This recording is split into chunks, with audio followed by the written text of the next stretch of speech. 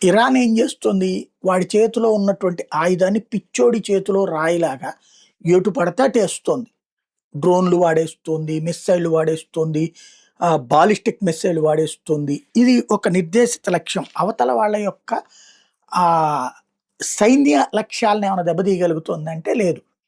పైపైనే నడుస్తుంది. But America, Israel కొడుతున్నది వీళ్ళ గుండెకాయల్ని కొడుతున్నారు. ఎక్కడైతే పర్టిక్యులర్‌గా బంకర్‌లో ఆయుధాలు, ఆ ఆయుధాల దగ్గర సైన్యం ఉంటారో అది చూసి కొడుతున్నారు. ప్లాన్డ్‌గా ఓ పక్కన ఇన్ఫర్మేషన్ కరెక్ట్‌గా ఉండాలి. ఇంటెలిజెన్స్. రెండో పక్కన కరెక్ట్ లొకేషన్ ఐడెంటిఫికేషన్ ఉండాలా. ఆ పైన మిస్సైల్ దాడులు చేయాలి. అలా చేసుకొస్తున్నారు. దాంట్లో భాగంగా నిన్న పీట్ హెగెత్ ప్రకటించుకొచ్చాడు. అమెరికాకి సంబంధించిన విదేశాంగ కార్యదర్శి వాళ్ళ భారీ విధ్వంసం ఉంటుందని. అట్లాగే నిన్న ట్రంప్ ప్రకటించాడు.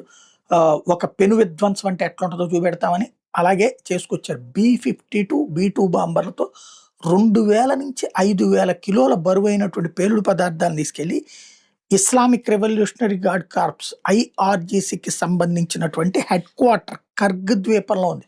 బయటికి టెహ్రాన్‌లో అని చెప్పారు గానీ అసలుది కర్గ్ ద్వీపంలో ఉంది. ఆ కర్గ్ ద్వీపంలో భారీ ఎత్తున ఆయుధాలున్నాయి. అండర్ గ్రౌండ్‌లో యుద్ధ విమానాలు కూడా కొన్ని దాచిపెట్టుంచారన్నటువంటి చర్చ నడిచిందనమాట. అలాంటి దాని మీదన విస్తృతంగా విరుచుకుపడింది అమెరికా, ఇజ్రాయెల్ కలిసి.